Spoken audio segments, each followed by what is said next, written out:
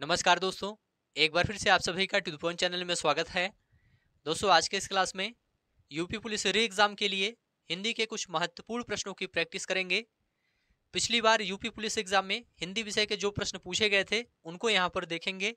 18 फरवरी 2024 shift second में जो प्रश्न पूछे गए थे उनको यहाँ पर डिटेल में सॉल्व करेंगे। आप लोग सभी प्रश्नों को ध्यान से देखिए और सभी प्रश्नों का उत्तर बताने का आप लोग प्रयास कीजिए। लास्ट में आप लोग स्कोर बताइए हिंदी में आपका कितना स्कोर सही होता है। तो चलिए दोस्तों, इस क्लास को शुरू करते हैं। पहला प्रश्न आप सभी के सामने है, निम्नलिखित में से तत्सम तद्भव का कौन सा युग्म गलत है। ऑप्शन आप सभी के सामने है, आप लोग जल्दी से कमेंट करके बताइए कौन सा युग्म इसमें गलत है तत्सम तद्भव का। पहला है याचक जाचक। याचक क्या है? तत्सम शब्द है। इसका तद्भव क्या होता है? जाचक होता है। यह सही है आपका। दूसरा अक्षर। अक्षर तत्सम शब्द है, इसका तद्भव आखर होता है। यह भी आपका सही है। तीसरा घट घड़ा। घट तत्सम शब्द है, इसका तद्भव घड़ा होता है। यह भी आपका सही है। भित्ति भय। भित्ति तत्सम शब्द है लेकिन इसका तद्भव भय नहीं होता है। इसका तद्भव क्या होता है? भीति होता है या फिर भीत होता है। ठीक है, तो यहां पर डी ऑप्शन आपका राइट हो जाएगा। अगला प्रश्न है, निम्नलिखित में से सेठ शब्द का तत्सम शब्द कौन सा है। आप लोग जल्दी से कमेंट करके बताइए सेठ शब्द का तत्सम शब्द कौन सा है। तो देखिए दोस्तों, यहां पर डी ऑप्शन आपका राइट हो जाएगा, श्रेष्ठी। डी ऑप्शन आपका राइट हो जाएगा। सेठ शब्द का तत्सम श्रेष्ठी होता है। ठीक है। अगला प्रश्न है दोस्तों, निम्नलिखित में से सरस्वती शब्द का पर्यायवाची कौन सा नहीं है, आपको यह बताना है। ऑप्शन आप सभी के सामने है, आप लोग जल्दी से कमेंट करके बताइए कौन सा सरस्वती का पर्यायवाची नहीं है। तो देखिए दोस्तों, यहां पर बी ऑप्शन आपका राइट हो जाएगा, कामिनी। कामिनी सरस्वती का पर्यायवाची नहीं है। यहां पर वागीश्वरी, शारदा, भारती ये सभी सरस्वती के पर्यायवाची शब्द हैं, जबकि कामिनी नारी का पर्यायवाची शब्द है। कामिनी किसका पर्यायवाची है? नारी का पर्यायवाची शब्द है, इसे आप लोग याद रखिएगा। नारी के अन्य पर्यायवाची शब्द की बात करें तो याद रखिएगा वनिता होता है, औरत होता है, स्त्री होता है, महिला होता है। ठीक है, तो यहां पर बी ऑप्शन आपका राइट हो जाएगा। घूमने फिरने वाला साधु वाक्यांश के लिए एक शब्द निम्नलिखित में से कौन सा है, आपको यह बताना है। ऑप्शन आप सभी के सामने है, आप लोग जल्दी से बताइए यहां पर आपका राइट आंसर क्या होगा। तो देखिए दोस्तों, यहां पर ए ऑप्शन आपका राइट हो जाएगा, परिव्राजक। घूमने फिरने वाला साधु वाक्यांश के लिए एक शब्द परिव्राजक होता है। ए ऑप्शन आपका राइट हो जाएगा। श्रुतिसम भिन्नार्थक शब्द युग्म नियत नियत के सही अर्थभेद का चयन कीजिए। आप लोग बताइए यहां पर सही अर्थभेद कौन सा है नियत और नियत का। तो देखिए दोस्तों, यहां पर बी ऑप्शन आपका राइट हो जाएगा। नियत का अर्थ होता है निश्चित और नियत का अर्थ होता है इरादा। यहां पर बी ऑप्शन आपका राइट हो जाएगा। निम्नलिखित में से किस वाक्य में मुहावरे संबंधी अशुद्धि है। ऑप्शन है, देश पर प्राण न्यौछावर करना सैनिक का धर्म है, वह चुपचाप दम साधे पड़ा रहा, राधा के सारे इरादों पर पानी फिर गया, पुलिस को देखते ही रमेश के चेहरे पर हवाइयां दौड़ने लगी। तो यहाँ पर आपको बताना है किस वाक्य में मुहावरे संबंधी अशुद्धि है। तो यहाँ पर दोस्तों डी ऑप्शन आपका राइट हो जाएगा, इसमें मुहावरा संबंधी अशुद्धि है। पुलिस को देखते ही रमेश के चेहरे पर हवाइयां दौड़ने लगी, इसमें क्या है? मुहावरे संबंधी अशुद्धि है। इसका शुद्ध रूप क्या होगा? इसका शुद्ध रूप होगा, पुलिस को देखते ही रमेश के चेहरे पर हवाइयां उड़ने लगी। क्या होगा? हवाइयां उड़ने लगी। तो यहाँ पर डी ऑप्शन आपका राइट हो जाएगा। निम्नलिखित में से किस विकल्प में सभी शब्द स्त्रीलिंग है? आप लोग जल्दी से बताइए किस विकल्प में सभी शब्द स्त्रीलिंग है। तो देखिए दोस्तों, यहाँ पर बी ऑप्शन आपका राइट हो जाएगा, समाधि दीमक दोनों स्त्रीलिंग शब्द हैं। समाधि और दीमक, तो बी ऑप्शन आपका यहाँ पर राइट हो जाएगा। समाधि और दीमक दोनों स्त्रीलिंग शब्द हैं। गुरु शब्द का बहुवचन शब्द क्या होगा?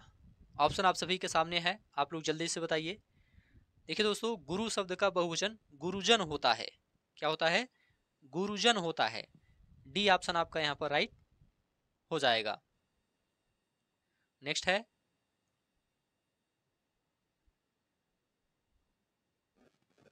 निम्नलिखित में से किस वाक्य में अपादान कारक है? निम्नलिखित में से किस वाक्य में अपादान कारक है? गीता की बहन कल हमारे घर आएगी। रमेश खिलौने से खेल रहा है। रानी पुस्तक पढ़ती है। मेज से पुस्तक गिरी। आप लोग बताइए किस वाक्य में अपादान कारक है? तो देखिए दोस्तों, यहाँ पर डी ऑप्शन आपका राइट हो जाएगा। मेज से पुस्तक गिरी, यहाँ पर अलग होने का भाव प्रकट हो रहा है, यहाँ पर अपादान कारक है। मेज से पुस्तक अलग हो रही है, ठीक है, तो यहाँ पर आपका डी ऑप्शन राइट हो जाएगा, इसमें अपादान कारक है। नेक्स्ट है, स्वर्णिम शब्द में कौन सा प्रत्यय है? ऑप्शन आप सभी के सामने है, आप लोग जल्दी से बताइए। देखिए दोस्तों, स्वर्णिम शब्द में इम प्रत्यय का प्रयोग हुआ है, यहाँ पर डी ऑप्शन आपका राइट हो जाएगा। स्वर्णिम शब्द में इम प्रत्यय का प्रयोग हुआ है। प्रत्यय किसे कहते हैं? प्रत्यय वे शब्दांश होते हैं जो किसी शब्द के अंत में जुड़कर उसके अर्थ में विशिष्टता ला देते हैं। यहाँ पर डी ऑप्शन आपका राइट हो जाएगा। संग्राम शब्द में मूल शब्द और उपसर्ग कौन सा है, आपको यह बताना है। आप लोग जल्दी से कमेंट करके बताइए, संग्राम शब्द में मूल शब्द और उपसर्ग कौन सा है? देखिए दोस्तों, संग्राम में सम उपसर्ग का प्रयोग हुआ है, सम उपसर्ग का इसमें प्रयोग हुआ है। और मूल शब्द, संग्राम में जो मूल शब्द है वह क्या है? ग्राम है, ग्राम है। और उपसर्ग इसमें क्या है? सम है।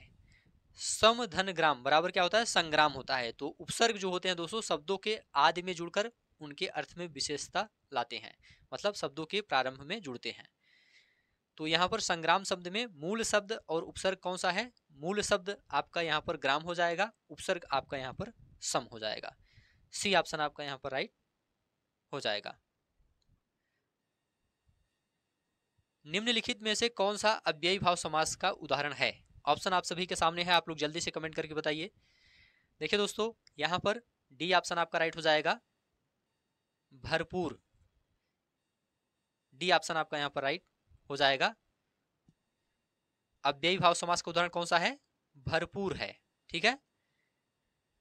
अव्ययी भाव समास किसे कहते हैं? वे सामासिक शब्द जिनका प्रथम पद अव्यय होता है तथा उसी की प्रधानता होती है, अव्ययी भाव समास कहलाते हैं। जैसे यथाशक्ति हो गया, आमरण हो गया, भरपेट हो गया, भरपूर हो गया।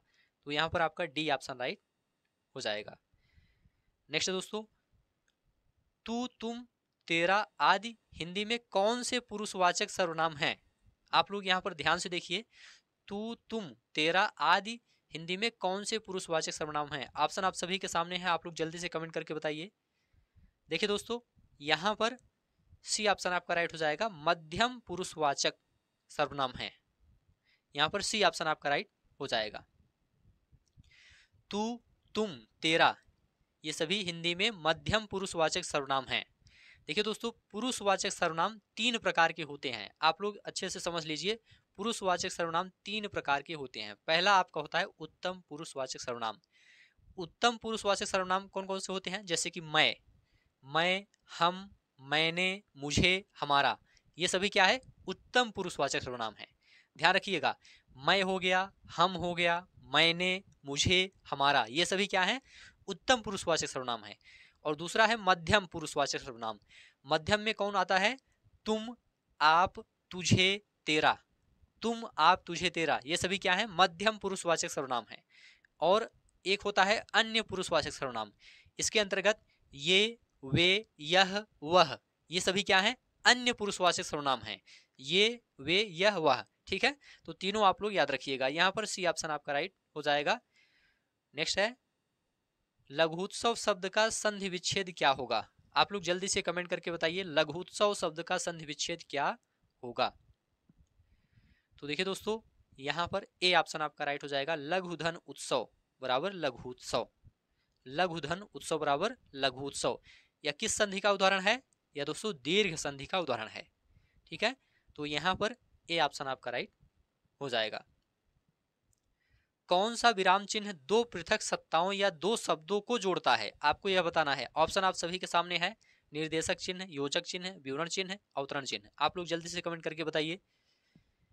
देखिए दोस्तों, यहाँ पर बी ऑप्शन आपका राइट हो जाएगा, योजक चिन्ह। योजक चिन्ह 2 पृथक सत्ताओं या 2 शब्दों को जोड़ता है, इसे आप लोग याद रखिएगा। यहाँ पर बी ऑप्शन आपका राइट हो जाएगा। नेक्स्ट है, दिनेश रोज 4 लीटर दूध पीता है।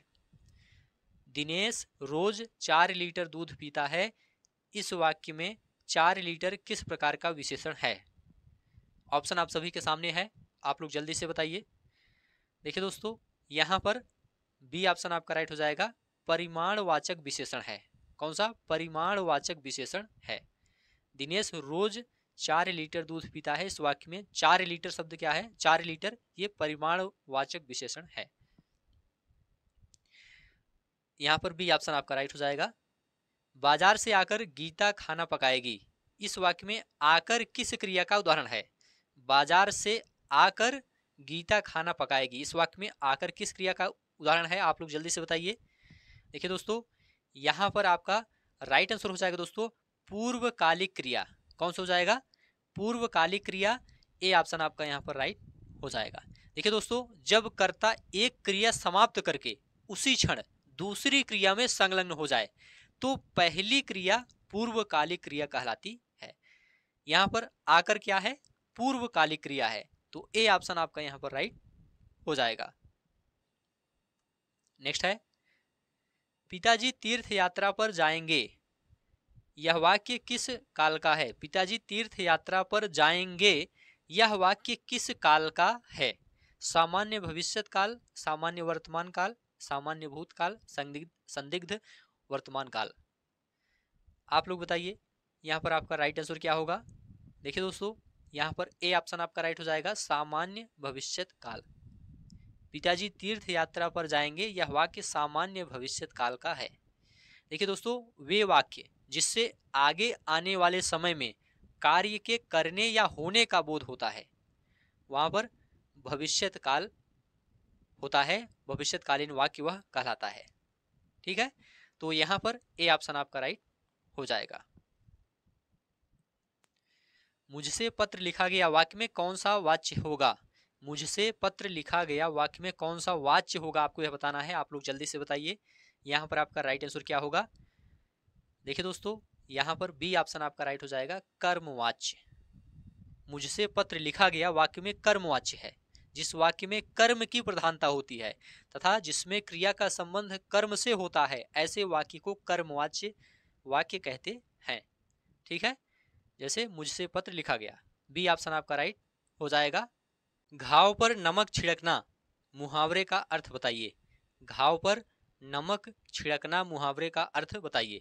ऑप्शन आप सभी के सामने है, आप लोग बताइए। देखिए दोस्तों, यहाँ पर डी ऑप्शन आपका राइट हो जाएगा, दुखी को अधिक दुखी करना। घाव पर नमक छिड़कना मुहावरे का अर्थ है दुखी को और दुखी करना। डी ऑप्शन आपका राइट हो जाएगा। मूक का विलोम शब्द क्या होगा? आप लोग जल्दी से बताइए, मूक का विलोम शब्द क्या होगा? देखिए दोस्तों, यहां पर डी ऑप्शन राइट हो जाएगा, वाचाल। मूक का विलोम क्या होता है? वाचाल होता है। और ह्रास या हास, हास का विलोम क्या होता है? रुदन होता है। और साप, साप का विलोम वरदान होता है।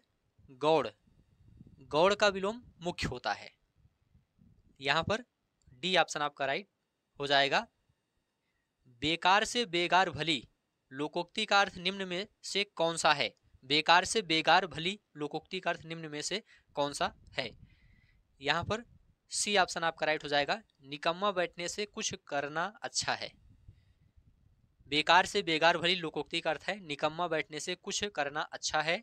यहां पर सी ऑप्शन आपका राइट हो जाएगा। अद्भुत रस का अस्थाई भाव कौन सा है? ऑप्शन आप सभी के सामने है, आप लोग जल्दी से बताइए, अद्भुत रस का अस्थाई भाव कौन सा है? देखिए दोस्तों, यहां पर सी ऑप्शन आपका राइट हो जाएगा, विस्मय। अद्भुत रस का अस्थाई भाव विस्मय होता है। और याद रखिएगा, करुण रस का स्थायी भाव शोक होता है। रौद्र रस का स्थायी भाव क्रोध होता है। शांत रस का स्थायी भाव निर्वेद होता है। तो इसे भी आप लोग ध्यान रखिएगा। अर्धसम मात्रिक का छंद है, अर्धसम मात्रिक का छंद है रोला, दोहा, चौपाई, कुंडलिया। आप लोग बताइए, यहां पर आपका राइट आंसर क्या होगा? देखिए दोस्तों, यहां पर आपका बी ऑप्शन राइट हो जाएगा, दोहा। यहां पर बी ऑप्शन आपका राइट हो जाएगा, दोहा। दोहा छंद अर्धसम मात्रिक छंद है। देखिए दोस्तों, जिन छंद के पहले और तीसरे तथा दूसरे और चौथे चरणों की मात्राओं या वर्णों में समानता हो वे अर्धसम मात्रिक छंद कहलाते हैं। ठीक है, जैसे दोहा, सोरठा, बरवय, उल्लाला। तो यहाँ पर बी ऑप्शन आपका राइट हो जाएगा। और ध्यान रखिएगा, रोला, चौपाई, कुंडलिया ये सभी विषम मात्रिक छंद के उदाहरण हैं।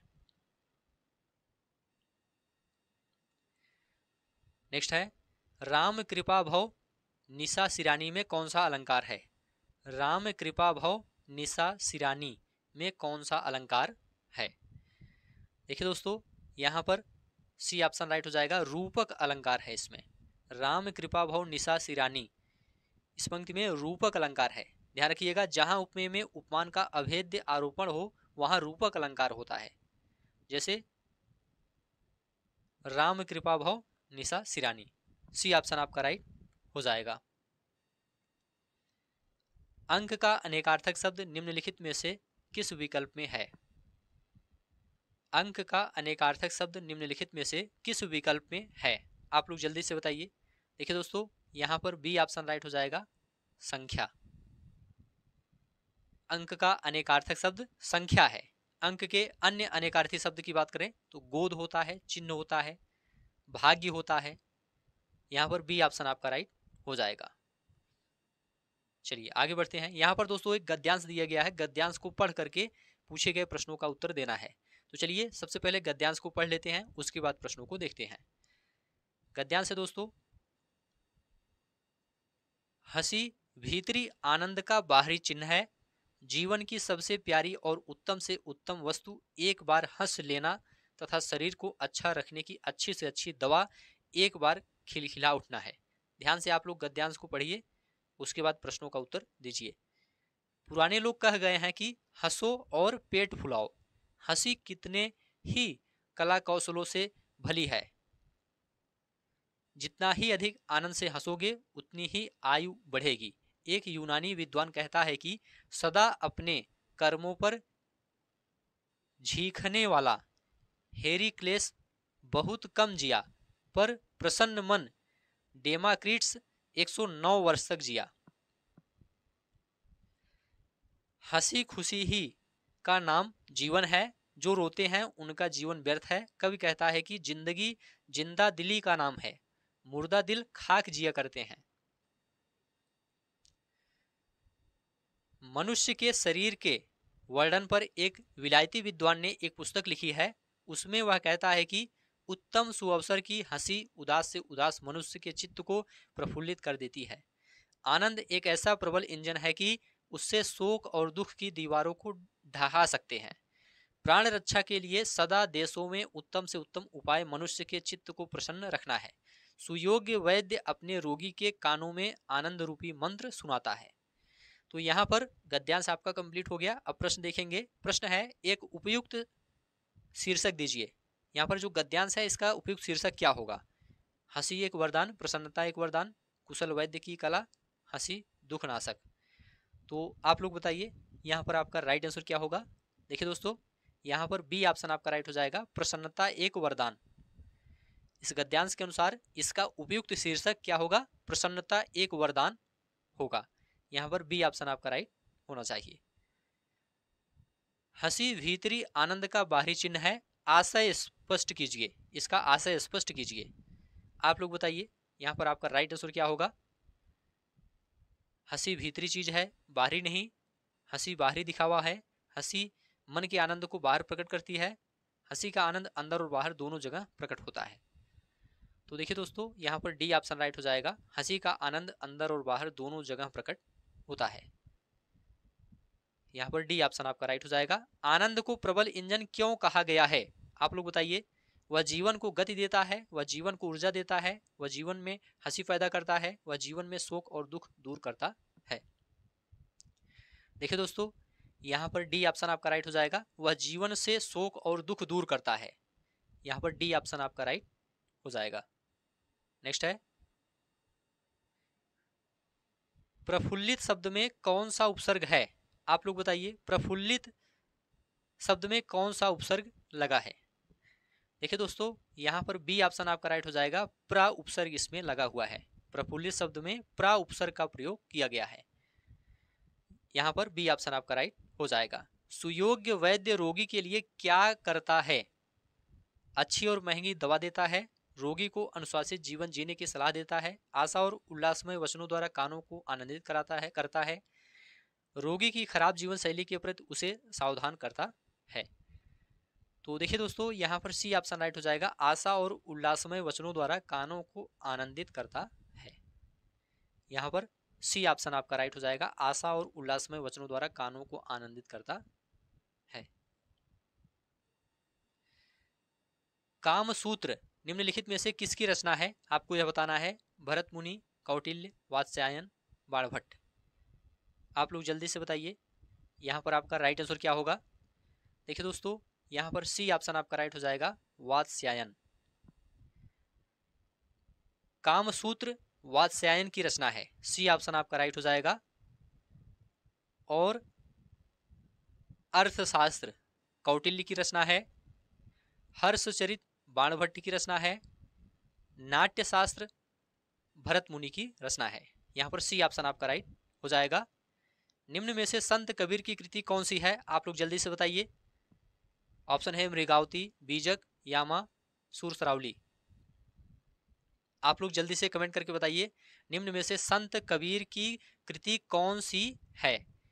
देखिए दोस्तों, यहाँ पर बी ऑप्शन राइट हो जाएगा, बीजक। संत कबीर की कृति बीजक है, बी ऑप्शन आपका राइट हो जाएगा। और यहां पर बात करते हैं दोस्तों यामा की। यामा यह दोस्तों महादेवी वर्मा की कृति है। और मृगावती, मृगावती कुतुबन की कृति है।